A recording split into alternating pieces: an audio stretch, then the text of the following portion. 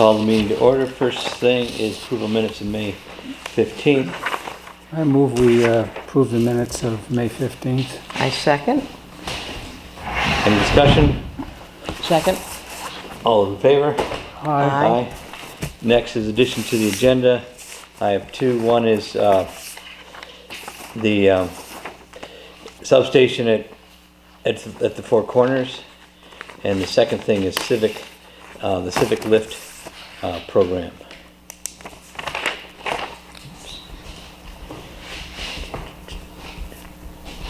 I'll second those two additions. Are there any other? All in favor? Aye. Next is communications. I had one, which I think I've passed on, that this from the Council of Small Towns, that the State Bond Commission has met, and they've approved the second payment of the town aid road funds, which means the town will get another approximately $112,000 from the state that we had budgeted for. So that's good, and it also looks good about getting the full amount of the town aid road grant for next year. So those are things that were a little unclear during the budget season, but apparently the check's in the mail for real, and so we look forward to that. So that's a little extra good news. Yep. Which is very welcome, and thank our legislators for not forgetting the towns. Any other communications? Public comments? Any public comments? Gordon, did you not receive a letter from Audrey Cole about the band? Yeah, I thought we could discuss that. It's on the agenda. On the agenda, number 3. I just asked because you didn't mention it as a communication. Right. So if we do, yeah, there's several communications we received that are covered under the agenda, so we will talk about that then. Let's see, speaking of the bend and bridge bids, there's a meeting going on next door in the town hall, inland wetlands, and Roger Kane is there, as is Mike Jasimski from HVA, who can talk about the bend. So I would move that we table those two items until those two gentlemen can join us. So I make a motion that we table the bridge bids and the bend project pending arrival of our friends. Gordon, I'm going to ask you if you would do the band discussion before the bridge bids. Sure. Yeah, that's fine, because especially Mike comes from New York State, so I'm sure if he can come in, we'd be glad to do that first, get him back. Is that a motion that you're making? That is a motion. I'll second it. Any discussion? All those in favor? Aye. Aye.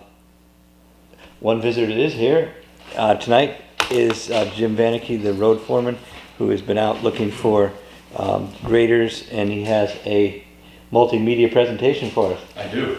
Oh, And it's exciting. Just to kind of get everybody up to where I've gotten.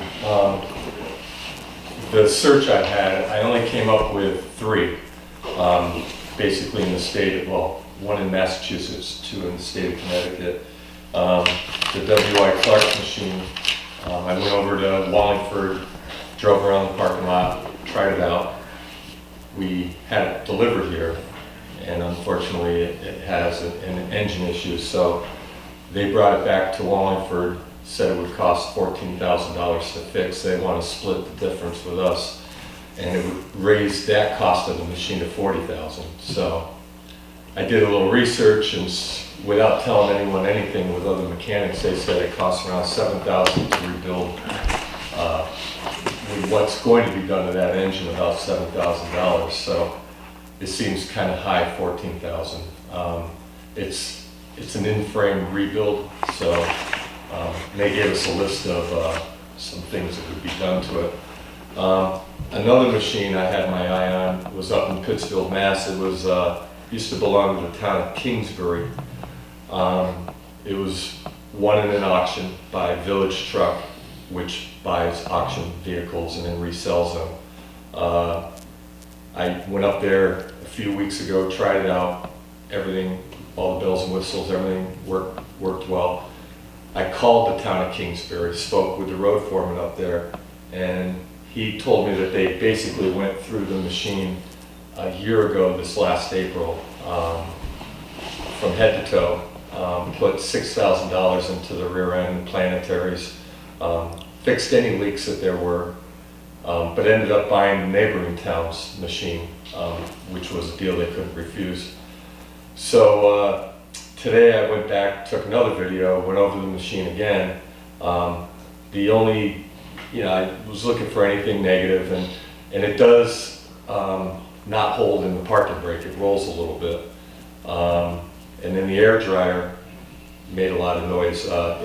It cycled more than it should have. So went back on my way home, stopped at JW Tractor, spoke with the mechanic there, and he said there were simple fixes, nothing to worry about. The air dryer is for... It's an adjustment it's a spring tension adjustment. So he says it just needs to be adjusted For the air brakes. for the Not air brakes. Not for your hair or something. Yeah, It's yeah. air. I thought maybe, you know, you It could dries get- the air going into the brake. So, Okay. so it's a difficult, I've been online, I've been all over the country, Kansas, Illinois. The real, concentrated hotspots for road graders is Suffern, I believe the name of the town, Virginia, and in Texas. I found another grader compatible, same price, but we still have to haul it up here if it's one that we would want. I think the machine in Pittsfield is probably based on speaking with Kingsbury. And also I talked to a former Caterpillar mechanic that knows that engine. And he said that at 6,000 hours, we won't have any issues until possibly 8,000 hours with valves. So putting 150, 200 hours a year on the machine, it's going to take a little while to get to 8,000 hours. The lights work, wipers work, it's a used machine. It's not the ones I was seeing for 300, 350,000. So, when you bring it all back to reality, I think for the money it's a good deal. They're willing to sell it for 35,000 delivered. They bought it less at an auction. That's where the real deals are. If we had money and we watched the auctions, we could probably grab a pretty good bargain too, but we're not in that position, so. But if we bought one at auction, we couldn't drive it around the countryside, checking it out before the auction probably. Yeah, on Auctions International you can. I'm sure certain cities are probably, or towns are different, but the auction of Stowe, Massachusetts, that machine was videotaped. How are the brakes on it? Good. The parking brake, like I said, it hasn't run, Kingsbury told me they probably, since they had done the work, new tires, put probably 50 hours on it. And they ran annually about 200 hours a year grading. So, their neighboring town has the same machine, not the one they bought, but another town, which ended up with a lot of the spare parts. So, this Caterpillar in Pittsfield has a lot of the bottom parts fixed, replaced, bearings, seals. The W.I. Clark machine has the engine that'll be fixed, but we don't know. It's got 9,700 hours on the bottom. So, we could buy one, the bottom goes, buy the other, the engine goes. So it's a crapshoot, it's the way it is. I spoke with our mechanic, Woody, today.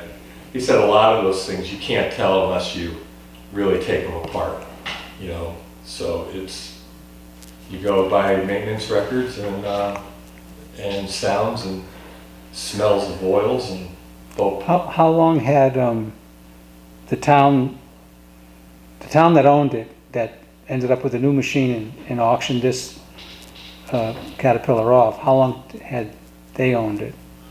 I didn't ask that question, so It sounds like quite a while, probably from its original day.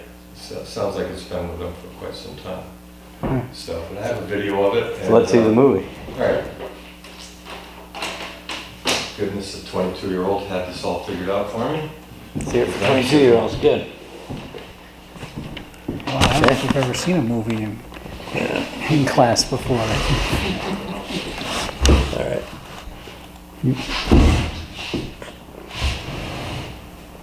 This should work. Can we set it up like this so the audience can see it too?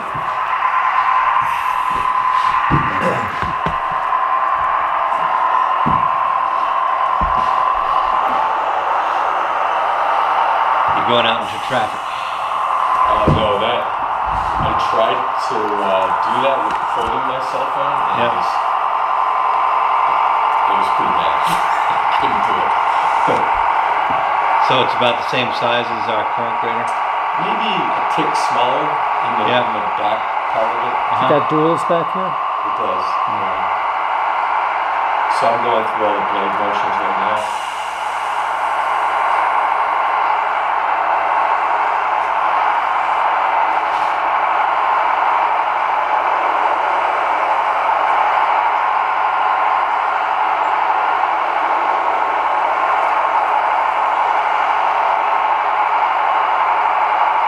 You can see it's pretty busy here. Is this the one you said there was a problem with the emergency brake or some brake? This one, the parking brake. The parking brake. Yeah. Now, can that be repaired easily enough? Yeah, according to two mechanics. The one we personally had in J&B's shop was.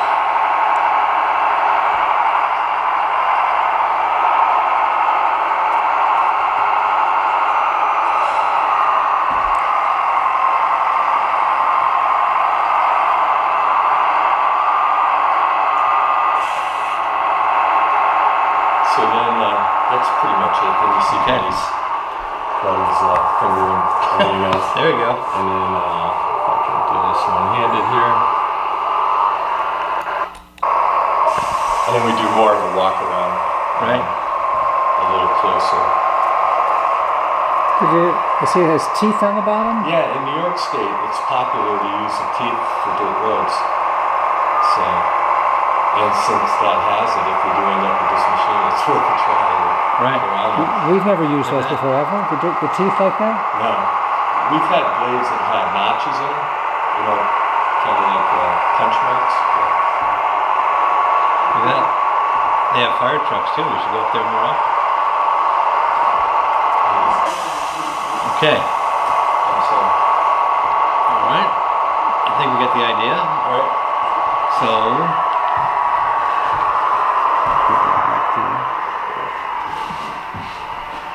So it's your feeling that's a good, good solid machine, much as we can tell. I think it is, and I was also going to try to get them to 34 and say, Right. you know, I'm going to need the brake adjusted and, Right.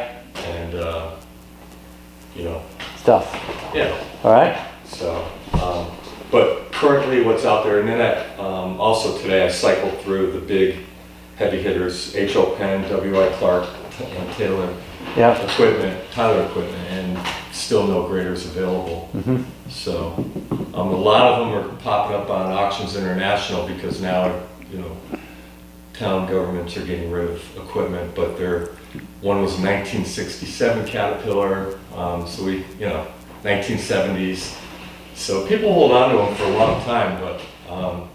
And but what's that the current- year on this one? This is a 91. Wow, okay. Yeah, and the W.I. Clark is a 88, I Yeah. think. Yeah, it was late 80s. Yeah. And I did talk to Woodbury, and that was the person that operated it was he was the only driver that used it over the years, and they had good things to say about it also, that it was mechanically sound and gave them no problems.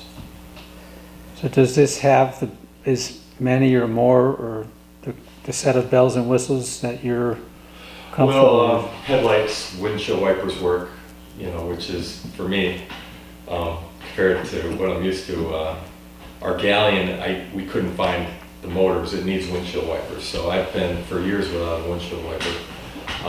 But you know, we don't grade in the rain either. So, yeah, but I mean, that's the things I checked, all that, and it all came through good for me. So, you know, I don't. This one is as is, but they'll deliver it. Right. And the thing with the W.I. Clark machine, if we rent it, I think now the rent is $7,200. If you do the math, it comes out to $40,000. If we keep it for 2 months and it breaks, then we're out to $14,400. We don't get that money back. And the thing is, now we're late in the grader season, but it'll sit. We'll use it a little during the summer, and it'll kind of sit until the fall. So we'll lose a lot of that 6 month, if it breaks, give it back type of thing. And I don't know how deep we get into it. If we're into it, you know, now we're into it, we've rented it, we've paid $25,000, $30,000, and something, a big $5,000, $10,000 break happens. You know, now our 40,000 grader turned into 50,000. So that part of it scares me. That lower end of it that has a lot of, are the bearings okay? A lot of hidden mysteries there. So, because of the hours it has on it, 97 You like the hours. 6,000 hours? Yeah, it's 3,000 more than this Caterpillar. Yeah. Right. So it's your recommendation, this is within our budget, you've checked the market, you've test drove it, you've got good video, everything seems to be an improvement, especially the braking system over what we've had before. So it's your recommendation that we go ahead and buy this one, seems to be a good deal. Correct, yeah. Okay, so I would make a motion then that we, upon the highway foreman's recommendation, that we buy the grader at Pittsfield, what's the name of it? Or it's Caterpillar grader, what number, what model is it? 120G. A 120G grader in Pittsfield. The The name. name to be Oh, Village Truck. Village Truck. Village Truck Sales. Right, and then The one in the video. the one in the video that Yeah. Jim's checked out twice, seems to be the right size, improved braking system, a lot of positives. Correct. And then- I'll second that motion, but I'd like to continue the discussion on it Sure. for a moment. When can they deliver it? He said tomorrow. So they're ready at any time. Okay, well, that's, So the town meeting did approve up to $40,000, so we're within that budget. And then the Board of Finance wants to bless our decision. So we would have a meeting with them next week anyway to go over our recommendation of the bridges. So we'd be able to get that in place then, hopefully, and move forward with it. So it seems like it works, and Jim spent the most time with it. So it seems like it's a good fit. So any other questions, thoughts? Anyway, and we still would sell our well, the other good our news, old grader. the other good news was that Jim's also getting bids back on getting bids for buying the new loader, which we have in next year's budget. And the company that has a low bid on the state bids for loaders said they would take not only our old loader and mower in trade, but would consider a trade of the grader. Give us a trade in on that too. Some value on that. Make the other thing the new machine more affordable, which seems like that would be a good thing to do if we could do it. Yeah. Clean up our yard a little bit. Yeah, we're running out of parking places down there. Right.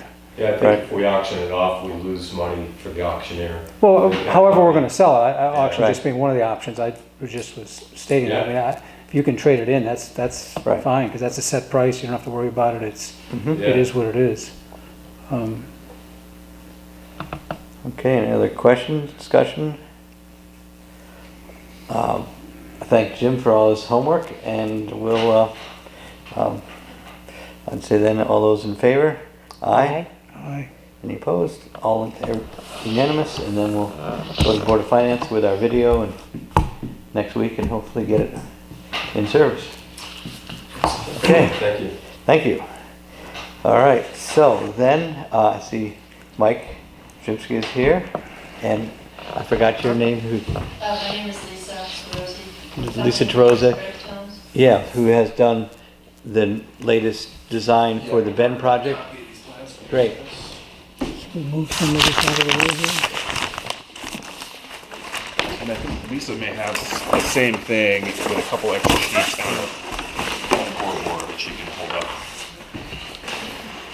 Okay. Yeah.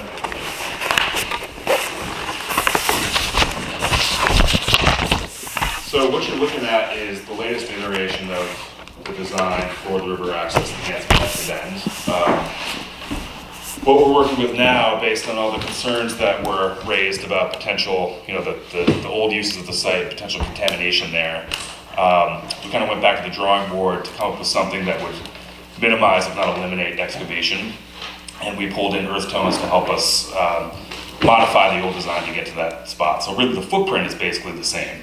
But instead of doing any excavation, we're starting from the existing grade and building up.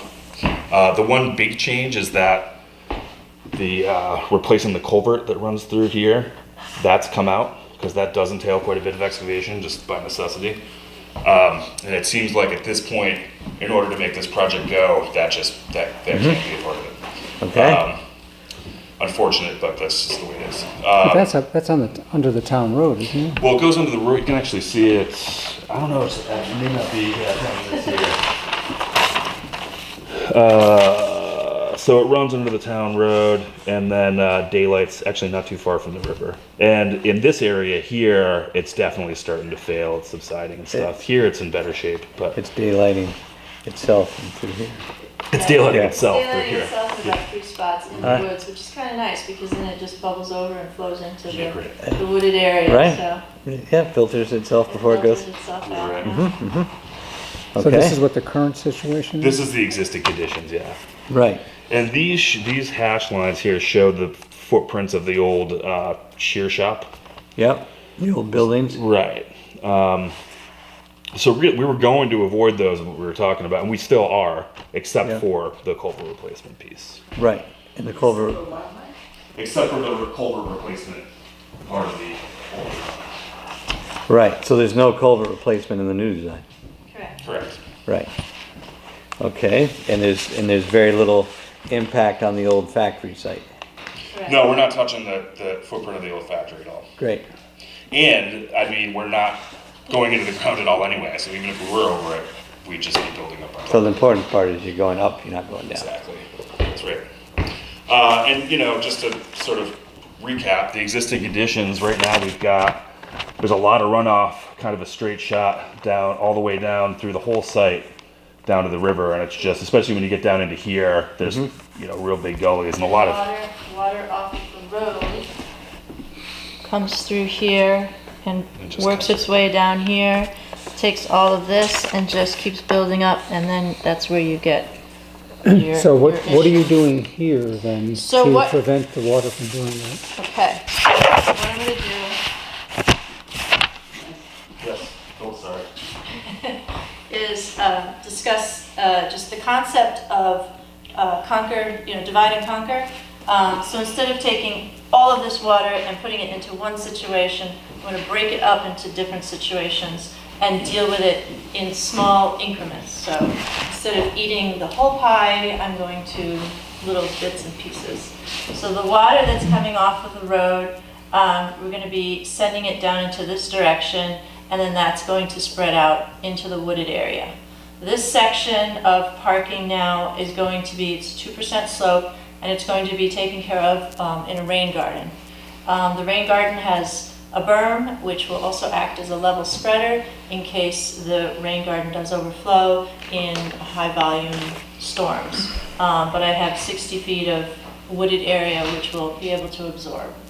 And then the boat ramp that comes down, what we're going to do is we're going to take this and we're going to tilt it so that it goes into this section off to the side.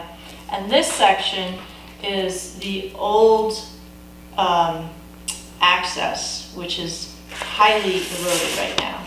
So it's created quite a depression, but we want to fill that up, but keep a little bit of that depression.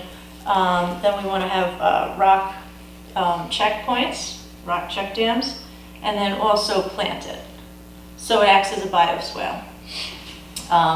So that's that situation. So we have this chunk, and this chunk, and we've divided it into different situations rather than just having it all land in one spot.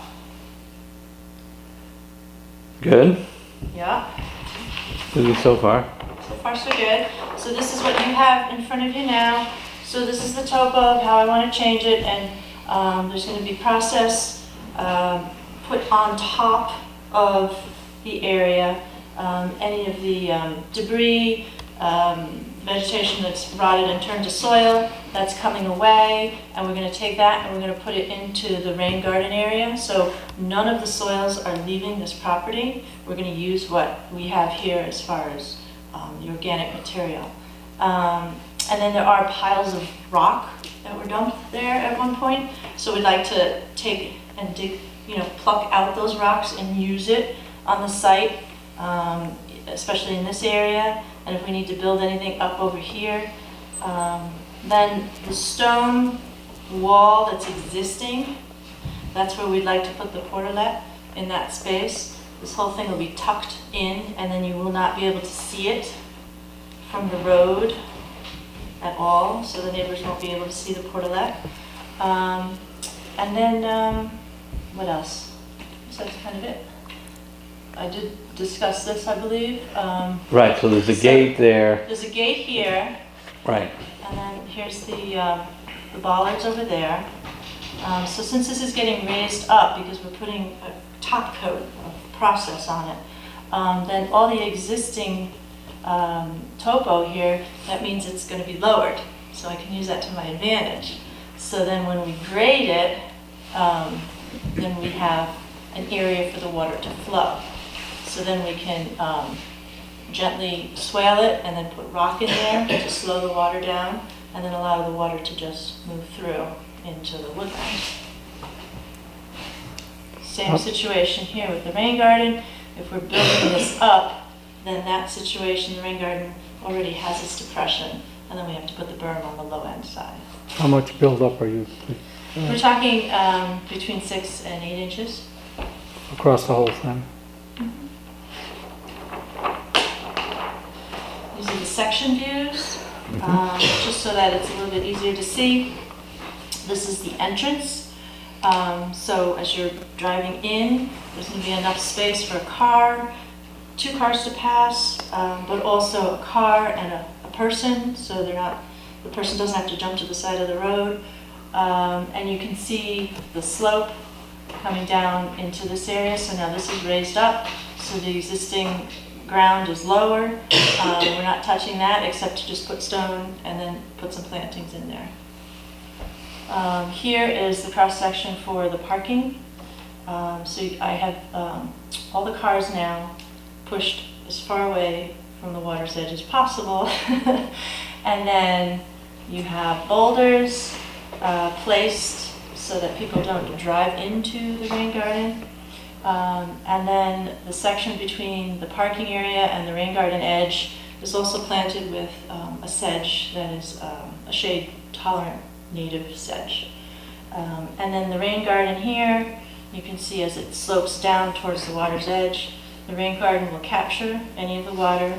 There's a berm over here which blends into the existing topography, and this will act as a level spreader in case the rain garden overflows. But I have actually over-designed the rain garden because, as you know, we're getting some very crazy storms. And then the plant material in the rain garden is all native plants. I own a native plant nursery, so we only work with a native plant palette. And the situation is we want it to blend with the rest of the vegetation, so it has a really woodsy feel to it. Down here is the boat ramp, and you can see there's a slight tilt, so that this area down here, this is where the worst erosion has occurred, and what we want to do is we want to fill it, but then maintain a swale in it, and then put certain checks in there, checkpoints, and create a bioswale.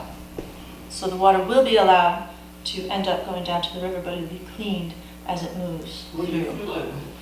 Pardon? What do you fill it with? We're going to be filling it in with material that's similar to what is naturally there, not what was dumped there, but what was naturally there. So it's cobble and sand and rock, and it's a combination of that.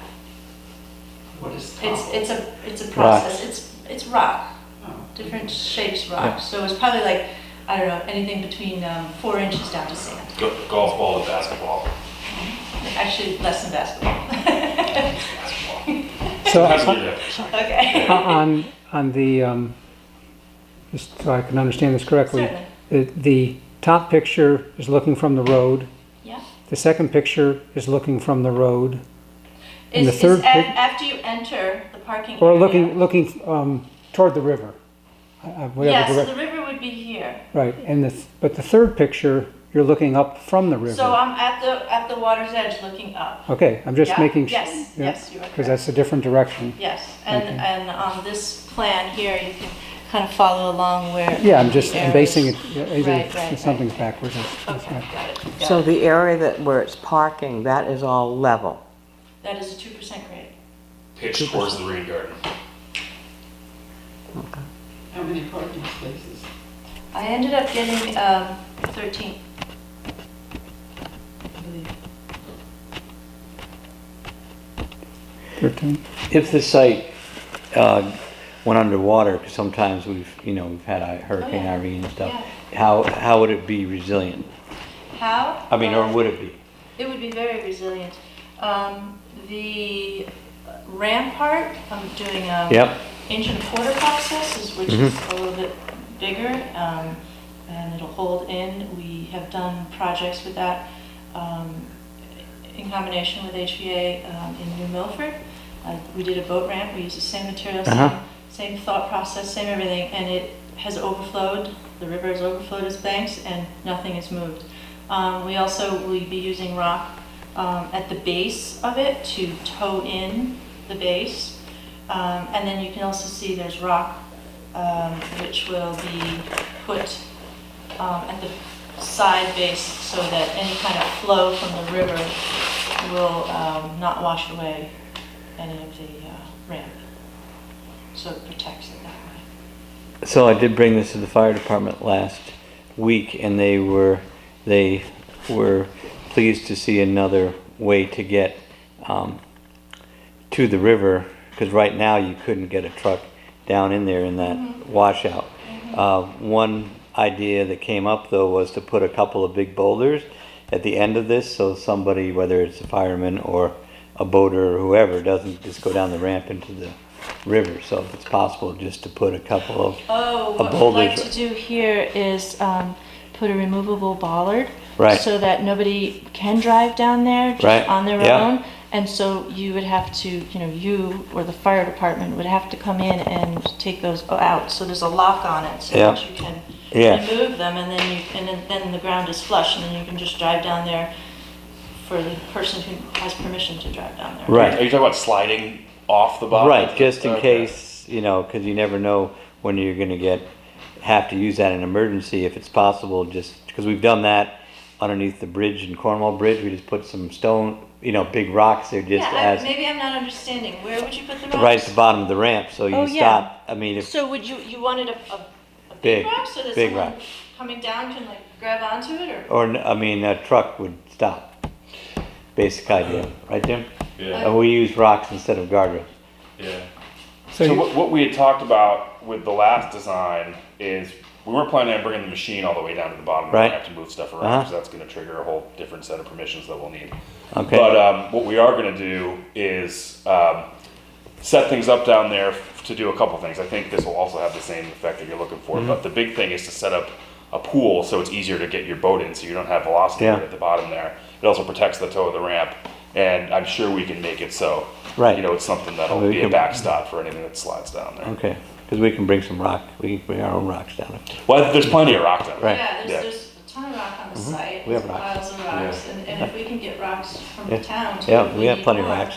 then Yeah. I would be happy. Yeah. I'm sure there's some place. We'll in the work project that something we out, can that's use just the town rock, only definitely. minor thing that You know, came. about having a backstop in some way to prevent somebody from Or- driving Or a themselves. front So, stop so you would like a large rock here that of is some type. right in the edge, so that Yeah. if someone's backing down, Or, boom. or they- going down frontwards Or and their something brake happens. gives or something, and, okay. Well, okay. are people gonna be going down frontwards? I don't think that was Yeah. really part of the discussion. Well, that's that our I've heard so pumpers far. are set up to But draft the out of pumper's the not going down the ramp though. We just talked about this.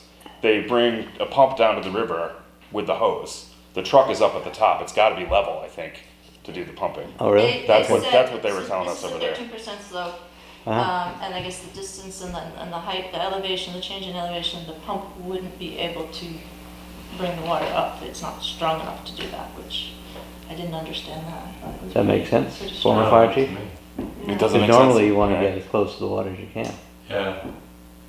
Yeah, because, you know, it cuts down your manpower time too if you only have to put one piece of pipe on. Mhm. The worst case scenario, you put two suctions on. And but- this is why we made it so wide, so we Yeah. could get a vehicle Right. access down there. and- Because it doesn't need to be that wide if there's no vehicles that are gonna go down there. Right. Well, Well, we're our- always vehicle's gonna still have gonna the be the- trailered the Zodiac boat- be able to yeah. get down there, right. Okay. But as far as, you know, nose down that pumper truck down Yeah. there, I'm not sure that, we're having a couple different discussions here about that, I think. Uh-huh. So, we should probably get on the same page with that. Yeah. Okay. Now the pool for the Zodiac, could the fire truck pump out of that? Is that like constantly being filled? So the boat pool is basically just setting up rocks so we have some slack water at the bottom of the ramp. And yeah, I mean, it'll be, you know, a little bit deeper, a little bit more slack. That would be the place to drop the end of the hose of the Oh, pump, okay. or whatever, yeah. As long as it's replenished as we're using it. It's gonna be in the river, yeah, Yeah. yeah. And I mean, it's gonna fluctuate with, you know, how high the river is. If it's super low, maybe you have to go a little further out, but the idea would be to, you know, at most flows, you'd be able to drop a boat in there, or a pump, or what have you. Yeah. Okay, so anyway, I mean, that can be all worked out after this all comes to pass. The rocks are the minor part. Because one of the key things of this, and can't quite remember which, I mean, I know this is a new plan that we're looking at, I can't remember what some of the old ones were, but one of the key things that you're talking about was having the water distributed in several different directions, Absolutely. and that's one of the changes, or slight changes in some fashion. The key to that is pitch, grade, Yeah. whatever you want to call it. Is it possible that with car activity in here, I don't think we're plowing this, I don't perceive that we're going to be plowing this in any way. I haven't Think- heard that yet. I don't think. With other conversations we've had, you guys are talking about closing in the winter. Yeah, Yeah, what I was Yeah. told So- is but where I'm to going- have these gates here so that they can be closed during the winter. Sure, no, so of it's course, not being right. plowed. I mean, So that's Possibly the only really, reason would really be good if thing as far we as needed input access to the rate. river. Right, in the if we had to winter. get in there, we could. Right. What I'm asking is what, when it's all brand new, you got the perfect pitch and all the gradients and the directions you want, 2%, it's all gonna be Yeah, new right, and just perfect. right. Couple of storms, traffic. Will there be some kind of traffic issue that, or something else, some kind of use that starts to move the material around in any way? That, what I'm asking about is maintenance, I guess. Yeah, I Maintenance in some understand. fashion. If this were to go through and come out here, then I would say that people could go pretty quickly, and then the soil and tires might push some of the stones. But since this is a dead end, people come in and you don't really see much when you're coming in this way. So you see that, so you're going gently, and then you figure out where your spot is. So the cars are not going to be going quickly, and when the cars are quick and they make these turns, that's when the soil starts moving and the gravel starts moving. But in this situation, I really don't feel like it's gonna be moving at all, and it's gonna be packed in there too. We're not gonna leave it just fluffy. Right. It will be compacted. Right. Good. So have you gone to wetlands yet? Yeah, so we just came from there. Okay. They would like to do a site visit, and it sounds like, and they want some more information, and it sounds like, hopefully they'll be able to approve it after that site visit, or perhaps even Right. out there, it sounded like. If they have all the right information, then the next step is, gotta go back to P&Z, Right. which is, I think that's next Tuesday, right? Yes, the Sometime before 12th. site visit. Correct. Yep. And then the River Commission is also next Tuesday. So that's everything on the permissions end. Then if all that goes well, the next step would be sorting out the license agreements, Right. plural. So I did talk to Jamie Littner today, who's the land agent for Eversource. So we've gone back and forth, and we had a complicated lease. Well, originally we looked at buying the property, and then that went to a lease, and then it's gone to a license agreement, which is not recorded on the land deals, on the land records, and it can be canceled by either party with fairly quick notice. I think it's 30-day notice. So, in other words, we are not in the chain of title for the property. One thing he did say, though, was to make it simple, they would license this whole piece, not just this, but also the land by the library to the town in the one license. And so the town would have a license to use for its municipal purposes this 3-acre piece, which is, I think, good, because there are events that happen on that lawn area. It does have to go to P&Z, and eventually we would have to take this to a town meeting this summer, because we would be, even though we're not acquiring the piece of property, we are locating a new park facility in the town, and that apparently Pearlie felt that even though legally we might not have to go to a town meeting, why not do it? Because you could be challenged, I suppose, for not going to a town meeting. And I think, again, this is a community project. It's our job to get the best deal for the town and make this. I think this evolution has addressed a lot of the concerns that were out there before.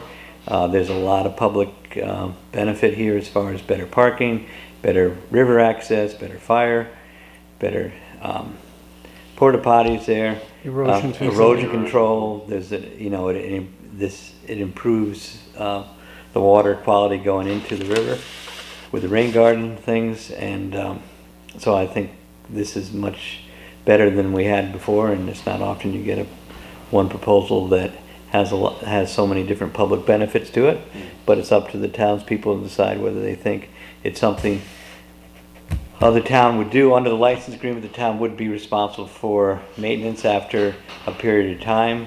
HVA would be in charge of the construction process, so the town's responsibility would start after it's constructed, but they want to know whether the town's going to take it over before they start, because they don't have the capacity to do that. I think we talked about, they do have some programs for river summer interns, volunteers that can go to river access points. Yeah, something that's new that's starting this year, Yeah. actually.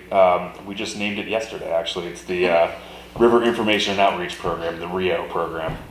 So this program is primarily about going out and talking to folks that are using some of these more primitive river access sites. You know, we've had some issues up and down the river with lots of people coming to one place at once and people leaving Right. garbage and that kind of thing. So they're going to spend time talking to people about, how special the place is, what they can do to keep it that way, and that kind of thing. But they also will have a lot of downtime, and they're going to be working every weekend in the summer. So the idea is that they'll be able to come to places like the Bend and pick up garbage, or Great. make sure the rain garden is thriving, or those kinds of Right. things. So what do you call it again? River? The What? River Information and Outreach Program, Oh, the Rio. Housatonic RIO program. Okay.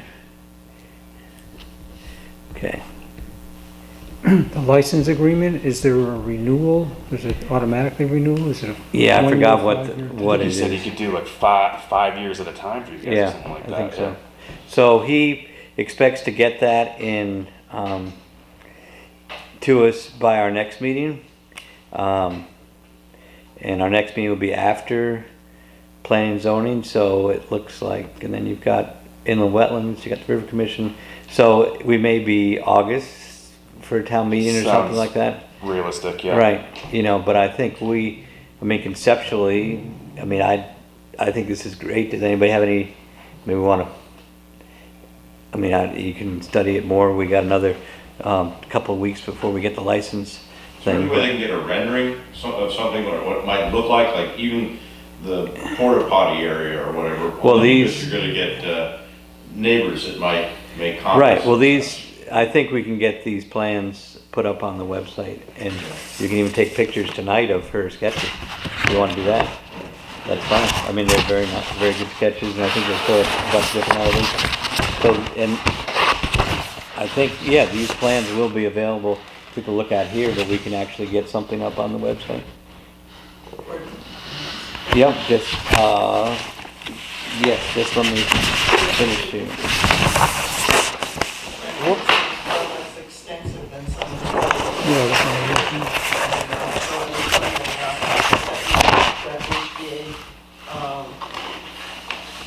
we'll still get the same $225,000. Spending less. I don't think we did, well, we pretty much spent everything that was earmarked for design and planning.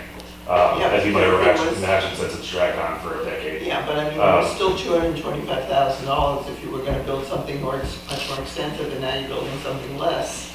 Does that leave some money? And the other cost question I have, Gordon, is how much is the license gonna cost the town? I think it's negligible.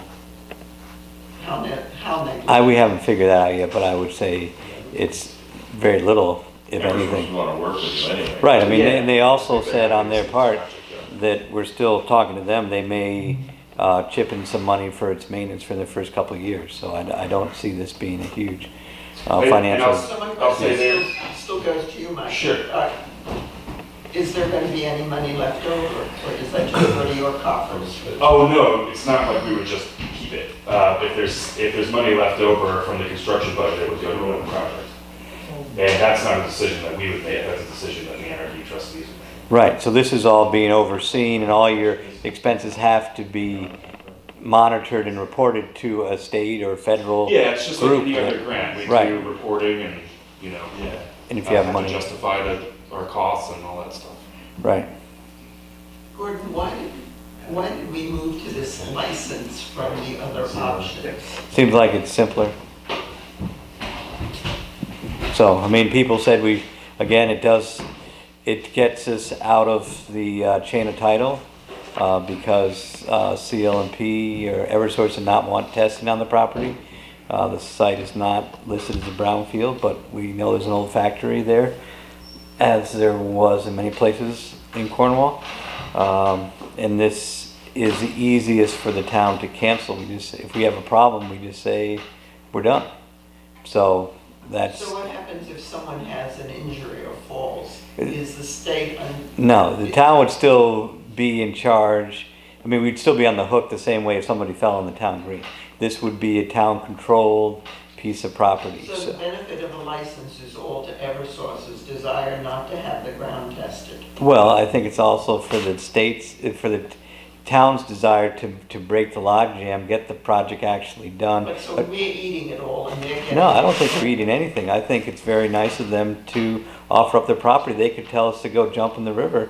This is our property. Go somewhere else with your parking lot, your fire protection, your porta potty, and everything else. They don't have to play ball at all. And in fact, they're saying they may even give us some money to help with the maintenance. And it is keeping us out of the title chain. Right. Which may have value to it also. Right. Yeah, Richard, but I'm really surprised at you, who's, said at a lot of these meetings and was dead set against the town doing anything without any testing of the property. All of a sudden I see a complete reversal. But it's not, If Eversource is willing to put up money for other things, why aren't they willing to put up money to do the phase 1 and 2 as was suggested? I think you'd have to talk to them about it to get a real No, Eversource I- opinion. my Generally, they've had these projects up and down the Housatonic and the Connecticut River. there are old industrial sites, and what they don't want to do is have all of a sudden something go from an underused parking lot into a $3 million cleanup of a site that's unnecessary, because the same way down in Milford, they put a boardwalk across an old industrial site to get access to the river. They didn't clean up the entire site in order to put in the boardwalk because they're on top of it. So it's a common sense solution to how do you get reuse of old properties. So I think it's gone round and round. We're going to talk to the town's risk control people. They're going to come out and take a look at what we've got. So we're trying to protect the town, but also move a project forward for the town consideration. If the town says, no, we don't want to do it, then it's not going to happen. Our job is to listen to what people have said and try to make something that has the most benefit with the least amount of risk to the town, and actually address a bunch of different issues that are pressing in West Cornwall. So, and maybe there's a better way, but we've been working on it for 8 years or something, and pretty soon I think the grant's going away, so the option of the town doing this is going to go away, I think. Yeah, And- that's correct. And and again, then the town would, Charity money is going away. Yeah, these grants all have a clock associated with them. They have a sunset on them, right? Yeah, I mean, they'll repurpose the money to another project that is more feasible. So, Right. you know, it's kind of on us to get it done. Yeah. yeah, and I think just, Has Eversource refused to sell us the property, just as a... no, they just want hundreds of thousands of dollars, which again, why would we spend hundreds of thousands of dollars when we got many other projects to spend hundreds of thousands of dollars on, with there may be a contamination thing. To me, we get the use of this without the expense. It's, I think, fairly shrewd. I mean, there's plenty of ways to spend town money Have where- they given us a firm price for, for the property? I think their appraisals came in at several $100,000. They're what? Several hundred thousands of dollars, say 200,000, 300,000 for the acreage, because it's riverfront. And some people say it's desirable to be a prime spot next to the river. Would we be better off in getting a license for this part of the property and a separate license for the adjoining property? No, I think we're fine having one. It's just much more straightforward. If we have problems, we know where to call, and they've been very good as far as responding to our concerns. So, are there any other? We don't have to make a decision tonight, but I think it's. I said I like the plan. Does anybody else have any comments on where we're at this point?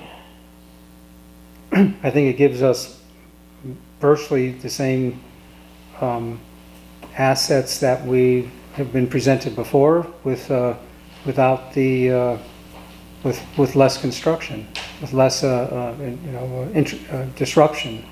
I don't know about construction, but less disruption, which is sort of the whole point of the whole discussion. Without the disruption or disturbance, you're significantly or eliminating the risk of moving Of moving any contaminants or Po- opening up possible contaminants. possible, and many times it's best to just let it stay in the ground. And it still does all the things that Gordon mentioned. It stabilizes the site, it gives you the additional parking. Yeah, right. Improves the access, you know. And I like the design a lot. I mean, the other one was a pretty rigid design by an engineer. This is more of a landscape, as she said, indigenous species Yeah, it's thing. all And native plants Right. with, it's ecologically minded. right. So I mean, I think, like I said, I really like the design. So thank you guys for putting it together. And said we've got to look at the details of the license agreement, but at this point, I think it looks good. Anybody else want to give a think it thumbs looks up good, too. at this point? Tentative thumbs up? Yeah. So, yeah. Oh, we did get a letter. We got a letter this week from Audrey Cole, who is attorney from the Housatonic Action League. She's also the president of that, and she brings up some questions. It said it was stated the owner doesn't want to do a phase 2. Does this mean Eversource doesn't want to pay for the phase 2, or the Eversource does not want to give third party who wish to perform an independent phase 2 ESA? It's my understanding they don't want testing on the site, but I can relay this question to Eversource and get the answer from them, as opposed to me trying to interpret what they say. There's another question. She characterizes the license as a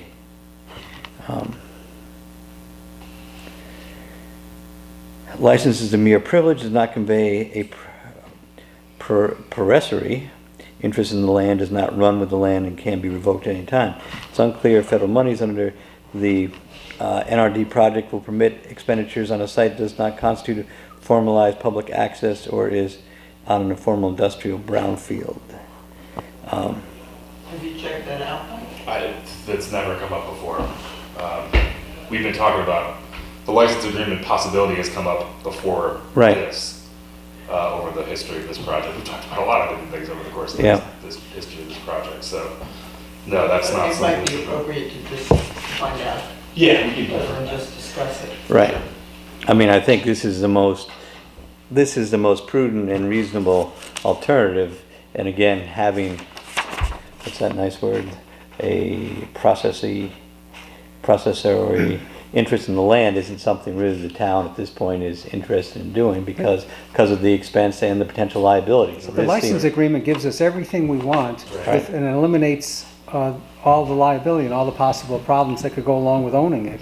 I mean, Right. yes, one of the things it doesn't give us is perpetuity, guaranteed perpetuity, because we don't own it or have a 100-year lease on it, but we also don't get the liability, The hook, potential yeah. liability. And I think that's the key Am I copied thing. on that letter? Are you copied? No, it's just, All right, it'd be helpful Just us. for me to. Right. That would be amazing. Right. Thank you very much. great. And, yeah, so then,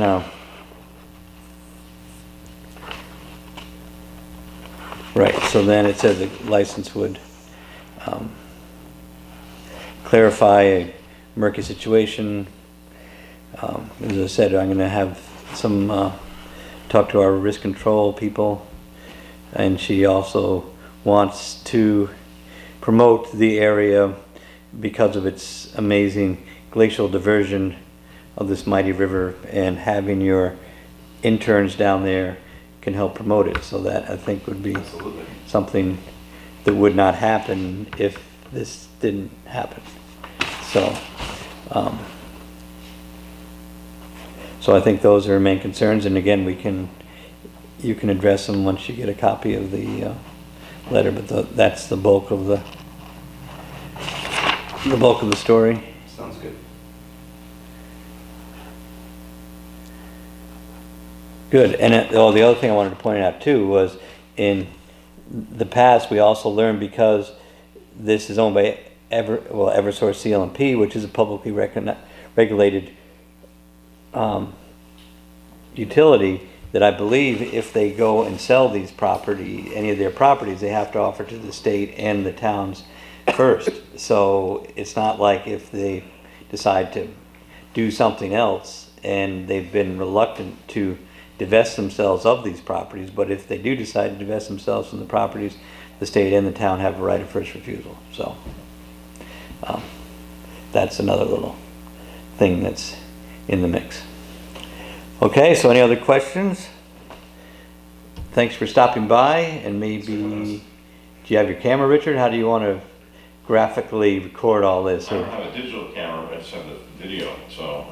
So why don't you have her just show the pages of the Yeah, video? hold it right in front of the camera here. Here we go, And live and in person. I'm a little closer there. I can't hold it. Angle like that. Yeah, okay. So that's page 1. Why don't you narrate what they're seeing? That's the page 1 of the proposed boat ramp in the Black River at the bend.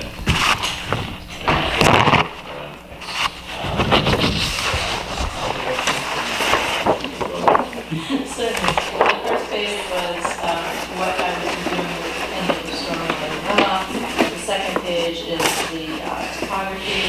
sanitary work.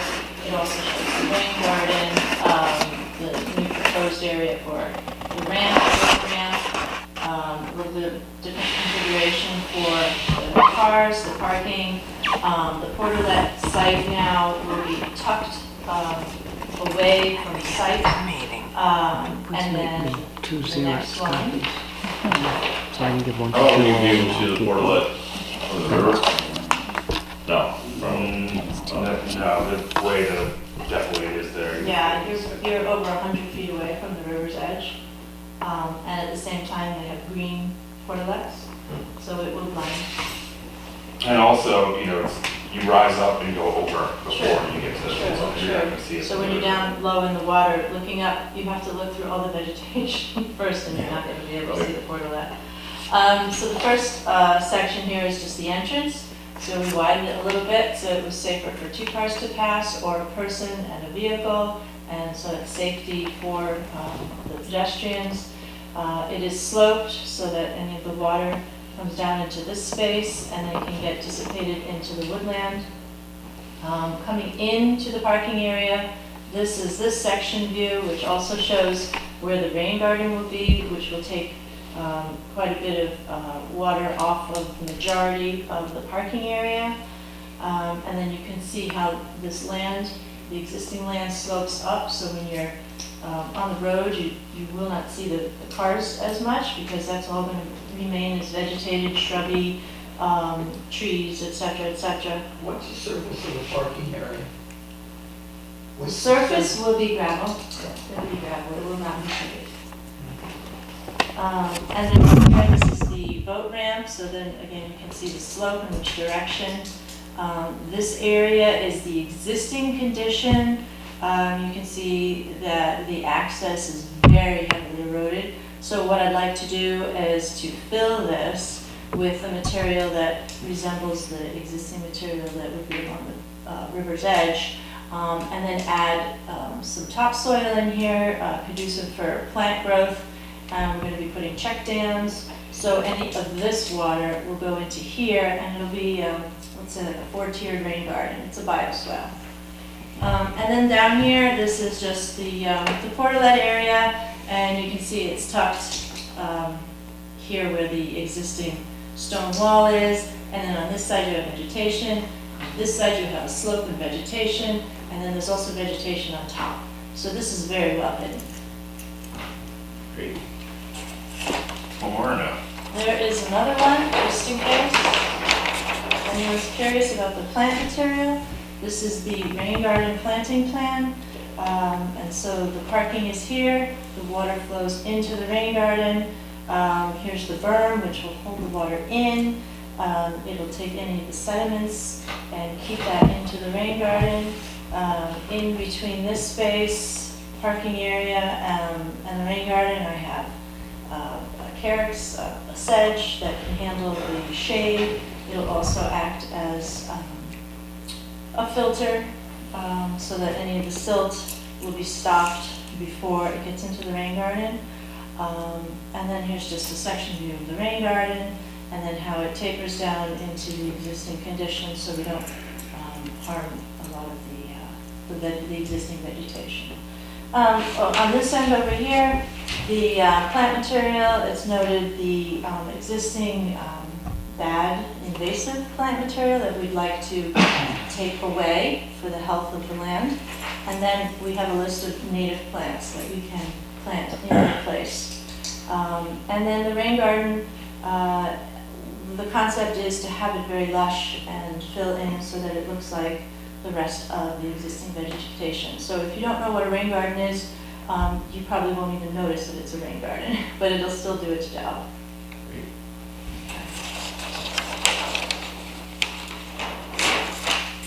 All right, Okay, All right. great. so that's So, yours. oh, great. Okay, I Thank think, you. yes. All right, Oh, so, do you guys want to hang on to this, or? sure, and as long as we have one complete copy here, we're good. So the only thing that's not in there is the rain garden. The back, it's just walking out the plot. Walking on the plot, Yeah, okay. I can leave this with you. That's fine, we don't, that, I can leave it with you, I have another. oh, you have the I have colored others. pictures? I will, do you want the colored color pictures. They're fun. You may have the color pictures, Good. Okay. but I want to take my phone for me. Well, that's It's very useful. Okay. Great. All right. All right. Well done. We'll, yeah, we'll be in touch. We'll see you at planning and zoning. Sounds good. Good. Thank you very much. So at this point, I will report to planning and zoning that our board is still working on the license agreement.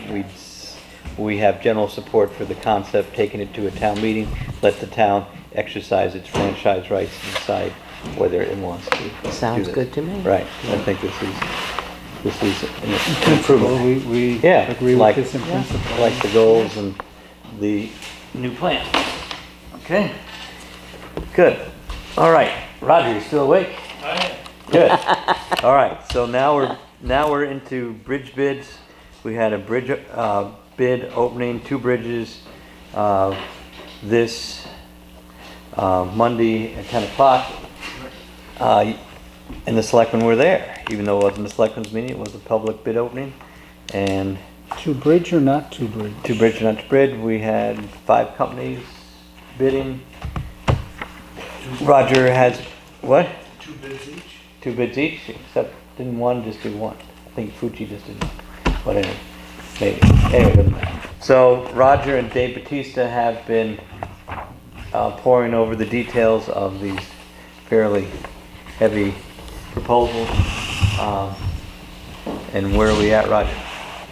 Okay, we're still digesting the information we got from the bids. Well, that's entirely different. Okay, that's yours. Yeah, I've- no, I just put it there. Got it. That's in my. Come on over, Roger. Come on over.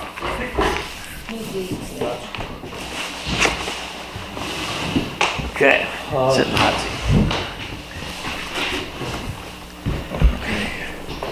So anyhow, I talked to Dave Batista today. I also talked to Alan Dayton. I also talked to Bill Charlton. Alan Dayton is with Dayton Construction. Bill Charlton is with Mohawk Northeast. Bill actually called me and wanted to know what was going on. Right. And I told him that the decision has not been made, that we're in the process of coming up with a recommendation for the Board of Selectmen, but the Board of Selectmen will not make a decision until toward the end of the week at the earliest. Dave Batista made up a spreadsheet of pros and cons, essentially between Dayton Construction, which is the apparent low bidder, and Mohawk, which would be the second bidder. So we've talked about that a bit. We are going to talk more. He didn't have an awful lot of time today. He did look at the bids last night and come up with the spreadsheet. I've looked over Dayton's proposal pretty carefully, and the Mohawk proposal I've kind of put on the back burner.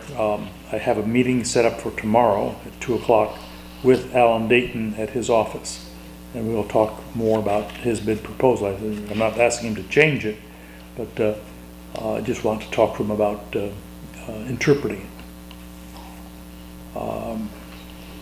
So as soon as I have more specific information, I will bring it to the attention of the board. And by that time, I think David and I will have a recommendation as to what we feel would be the best, both from an economic perspective as well as from an engineering standpoint. So the 2 bridges, one at the gravel bank, second one at Smith Place. Gravel bank came in about what we had figured, somewhere plus or minus $400,000. The Smith Place came in $100,000 over what we'd estimated, with a couple of asterisks on the bids as far as conditions and length of time as an exception. So we have to nail that down the best we can. And the problem is that because of the permitting process, we can't just accept it and start building. We do have to get some state approvals, especially Also, the design is. the design hasn't been done yet. So we're Exactly. pushing, even though if it's nice weather, we're pushing up against the end of the construction season. With having designed it then, especially this place is on, the abutments are on state property, so we have to get their permission. And then on both of them, we'll probably need some hydrological review also. So, so that was his concern about being able to meet everything. So that's one of the, So these are some of the things I will talk to. yeah, so those are some of the question marks out there. I see in Dayton's proposal, they're talking about a GRS IBS system. Is that, Yes, is it more new? Is A more it newer thing. Is a newer, it's something I have to admit that I am not terribly familiar with. It is newer than my experience with these types of bridges. And that's another thing that we're going to discuss tomorrow. So they're going to have a representative from Close Jensen Miller. CJM is their engineering firm. So he asked if he could have somebody there from them. I said absolutely. and presumably David has some familiarity with the, I would assume so, since he's currently involved in that. He and I talked about it, and it sounds like he would like to get more information about it as well.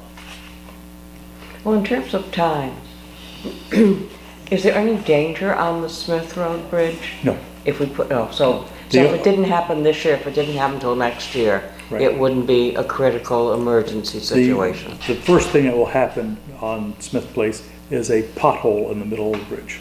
Okay. So that's easily fixed. All you need to do is weld a steel plate on the bottom of the bridge. I mean, I say easily fixed. It's it's not, from an engineering point, difficult to do and fill the pothole. What's happening is the bridge pan under the asphalt on top of the steel rusting out. is rusting out. Yeah. And it's got a hole in it. And wheel traffic goes right over that hole. So eventually it will punch through, and it will be a relatively Do you small think it hole. will happen this year? It's very hard to tell. I mean, Okay. you know, when And it's, I'm wondering, if something should be repaired, so if we don't get the new bridge this year? it's a fairly costly repair. It's not Oh. difficult, it's just fairly costly. Because you'd have to set up in the river in order to do this. And welding over water is Yeah. a little more difficult than welding in a shop.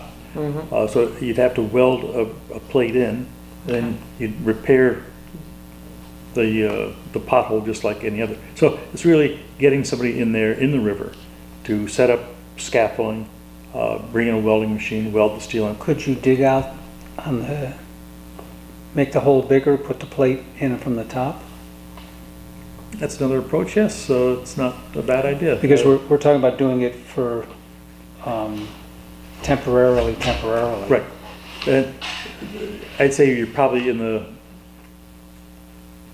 $50,000 neighborhood to make that type of repair. If we can hang on until, you know, we get a, yeah, that's one of the things that Mohawk wanted to talk about is the repair to that bridge, but I told them at this point we weren't ready to discuss that with them, but I will be back to them with a more definitive answer. So that's my afternoon for tomorrow. So they, apparently, if I'm reading this right, that if you go by way of Route 6, you can see one of these bridges in Newtown. Perhaps, right? Isn't that what that says? It says Route 6, Newtown, relocation of Edmund Road and improvements to US Route 6 reference station. And there's an Office Engineering. It's Mary Baker signing off on this. Our friend. Right, who was right here in this building not too Nice. long ago. Okay, so anyway, I mean, that's my question is where, if this new innovative thing, process, where's the closest one to us? 'Cause it sounds like there's this little thing that goes behind it and they compress a bunch of dirt or something to take, Soil, please. Dirt's only on the floor. okay, soil. Right. All different kinds They of probably soil. even have a different name for it. Crushed stone. Okay.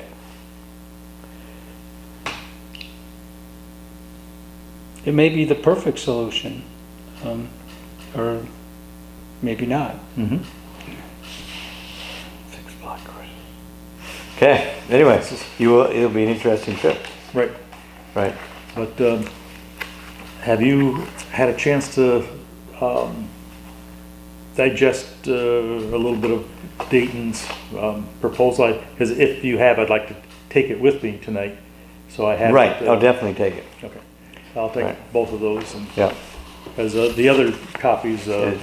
Dave Batista has. yeah, But in order to be able to talk to them a little bit intelligent, I want to brush through this a little bit more. right. And I forget, was it Dayton or Mohawk that had the time exception? Dayton. Okay, It was Dayton that had the time exception. And I think as long as, if with just cause, we suspend any penalty, I think that will alleviate some of their concerns, because the contract has a built-in penalty if they don't complete within 120 days Right. from the notice to the proceed. other question is, how long will they carry their price? Right, that's another important How long will aspect. they carry their, Right. yeah, yeah. In other words, it states that once they give us a bid, they have to hold that price for 30 days is all. And then once we award the contract, we should award the contract within 30 days, then they're obligated to do the work for that price. So if we were to extend the beginning of the project, they'd have to guarantee their price. Well, we're not going to extend the beginning, because we're going to hopefully award this to Well- somebody. To somebody, but if we're talking Dayton and they have a concern about the 120 days not being enough time, they'd have to have some kind of extenuating circumstances that we would accept in order not to be penalized. Right, but the price is still going to be the same. Yes, it should. Once the contract's awarded, they're locked into that price. Okay, so then we'll meet next week. The So only, we'll probably have to meet, we can meet, I mean, you maybe can give us a little report when you get back, summarize what where you're at, and wanna then talk give to us time to David. think about it. Talk to David, maybe we can send out a report on Monday or something, and then meet midweek with the Board of Finance or something Okay. like that. I think I'll talk to them, because we gotta do something with the grader too. So, Wednesday, Thursday night, somewhere in there. Maybe. Well, as soon as I know something, I'll let you know. Right, good. And that will give us time to post a meeting later in the week. the only reason for an exception is going to be the permitting. I'm not saying that lightly. That would seem logical, yes. I'm not saying that permitting isn't going to be, is a real reason. It's a legitimate Well, reason. yeah, it's something they have no control over. The things that they have control over, we shouldn't really take too much to heart. Right. But if there's something that they do not have control over, then that would be what I would consider an extenuating circumstance. Right, I agree. Okay, thank you. Okay, anything else I can That's it. do here for? All right. Good. Okay. Don't forget your other plans. No, I won't. Got it. Good. Nash Pond. Got it. All right. Thank you, Roger. Good night, all. Good night. Okay, next is Hart Hill. We're down to number 4, Hart Hill Road. When Dave was here for the bid opening afterwards, we looked at a couple roads that had issues, and one of them was a request to discontinue Hart Hill Road. We went up there with Jim and started looking at how this worked, and the biggest concern is, of course, this dead-end road with a garage now going in the old roadbed. How do you deal with this in winter time with snow and things? The suggestion of putting all the snow to the left of the garage, here's the other plan, didn't seem to be a practical one, in that there's not much clearance between, there's a stone wall here and there, and you're coming up this way. So Jim felt what would be better is to establish a filled-in area here. So To this area. to this area, Yeah. so you could then push the snow off, because you can't put it in front of where they're driving, is to push most of the snow off in this direction and have them put a level. Part of the problem too, I know from personal experience, when you're plowing, everything's sloping this way, so you're trying to back up the road sloping in a couple different directions, not in the direction you want to go. So if you have this be a level area, it would make it easier to push the snow over in this direction and then put some in a big storm over here next to the building also. This would get it away from the edge of their existing garage. And the thought would be, if you filled this area out, you could then put a swale around that. The land drops off in this direction, you just put a swale here instead of having a pipe. Swale on the road. Yeah, or swale around the edge of this new bermed area. And then What about getting the water? there's not much This all goes there. up, what's coming down here too, isn't it? Not significantly, but if this was all level, it would sort of go off. He'd sort of put a swale in this direction, it would take most of the water there. If they wanted to put a pipe in, they could put a pipe. And then also probably would have to move the discontinued area up probably 10 feet up there, so that we would be pushing and plowing on town property, not on their property. So, I agree with what you're saying, that this area to push the snow is very restricted. And Right. The area up in here is a fairly small area, and you could get a pile there pretty quickly. right, The concept of discontinuing the road, or whether it be, down here, up here, wherever it ends, I don't have a problem with that. It is fairly steep, and you gotta come up with a way to turn around, and it's kind of the same thing I was thinking, is using that area there. right. There's another little building down here. I don't think that was much of a building though, was it? It would be if you hit it with a snowplow. It is an obstacle. So you sort of have to go between keeping the driveway open, the building there, the building here, and then, so it seems like you gotta have some areas there to, You might ask Do it. them what their future plans for that building are. right? I'm not sure it had much future. Maybe it does, maybe it doesn't. There's a big tree right there too. But it's also, it's not really a factor because it's farther down the road, so you're really putting your pile at the end of the road, which would be up in this area. Which truck do we plow this? The smaller 550 Ford. So my thought is to go back to them and try to revise the plan. And then at some point, if we got a revised plan, then we could take it to a town meeting, whether it's Does with this the have to go to a vendor. town meeting too? Yeah, because we're discontinuing the road. Ah, okay. Well, this is just a preliminary plan. This isn't we do need You want a survey? I'm not saying we want a survey, but you need we're not, who's going to move the earth, the ground, to make the. Oh, turn? they would. Right, right. That's the deal. So they need to present something to somebody to. Probably they need to also have a revised site plan. I don't know if they've gone to P and Z. I mean, somebody has to come up with some elevations on this, I think. Right. Don't they? Yeah. Well, it sounds like Lisa should be meeting with Jim Banniken. Well, this is pretty much the highway input. It's Yeah. more figuring out what level of detail we really need in order to execute it. Or maybe it is Jim. Or maybe you think it's the machine operator will make the. Well, it depends on how they react to having to do some more work than they anticipated in this sketch. But it's not a major deal compared No, to. I think you just have to push them, you just have to Get push some them. gravel. Yeah. Right. Okay, any other thoughts on this? Make them right out of here? No, you want to have gravel, you don't have something that turns to mush. Mush. mush. But it might be good gravel they get there, who knows? What do you think? Gravel? Dirt? Dirt. Hard to tell. Yeah, I would think so. Right, yeah. Okay, anything else on Hard Hill Road? Rate signing book, do we have the rate? We already signed that.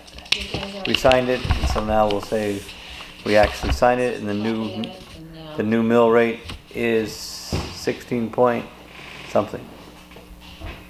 16.62. 16.12? 6.2. What was it before? 16.12? Up half a mil? That was half a Sounds mil right. up. I think it was Yeah. 16.12 Yeah, that sounds right. earlier. Half mil increase. Okay. So everybody's signature is on there, ready to go for another year. That was when you called and I ran over to sign. Right, because we had to do that so Gene could send out Yeah. the next round of bills. Cedric Monument, got a nice note from Spencer Markow and Aramis Yeah, that was Ayanadel. sweet. They've been studying General Sedgwick in school and want to paint the cannonballs at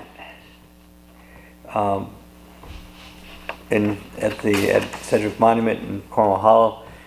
I did give them permission because they have to be done like Monday or Tuesday. So I did give them permission, had them check with Jeff Fox and to make sure they use the right type of paint, because it does get a lot of salt from the state road there, and wish them well and thank them for their community project. Good. Okay? Good. Hi Karen, Hello. what do you have to say? I've said everything I need to say. Okay, well, we're at public comment, so you can be a public comment. Well, actually, we're not a public comment, but you can still comment.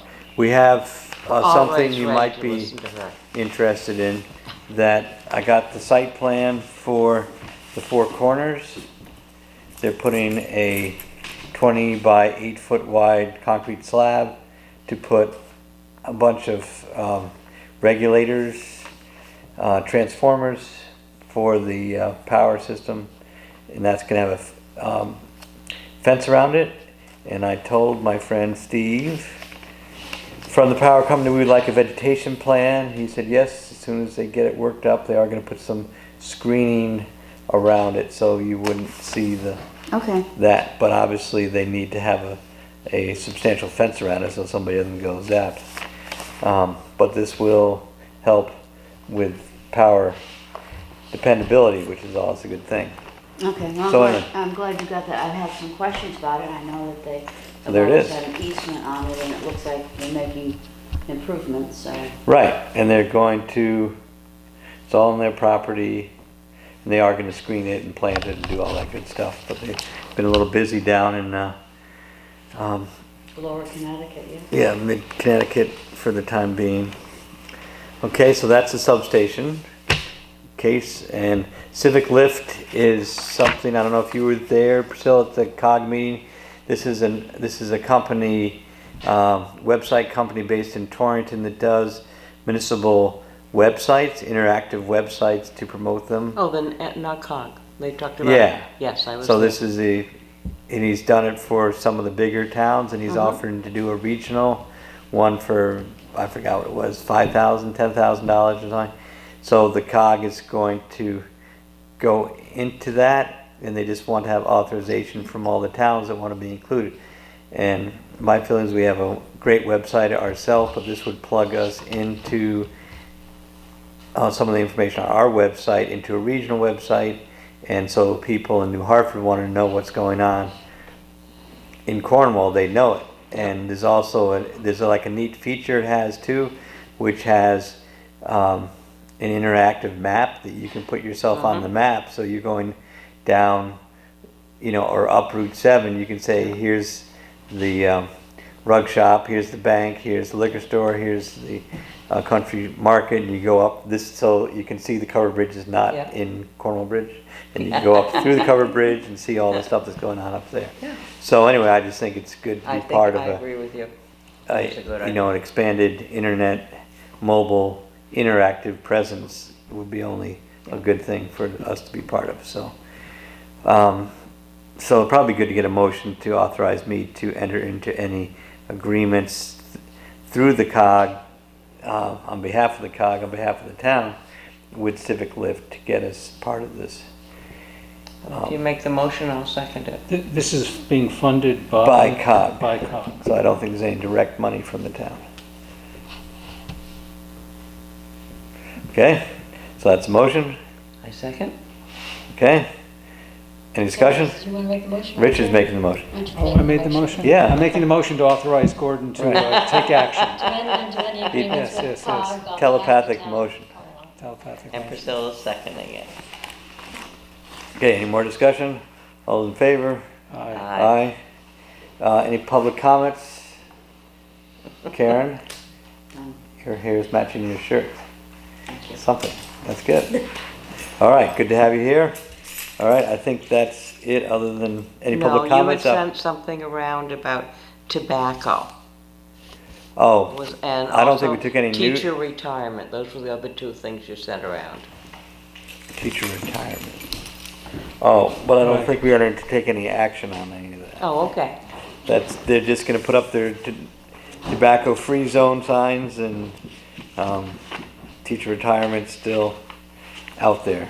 Oh, Okay, any comments from the public? Going once, going twice? That, curb in the. The front of- curb here, yes, Yes, I sent you the pictures of it, yeah. right, Just wanna make sure somebody's gonna do something about it. right, yeah, no, I But he did replied today that, to all of us, Yeah. that he had spoken to somebody at the state garage. talk to Walt, who's gonna talk to his supervisor and get a plan together. Didn't look like a major reconstruction.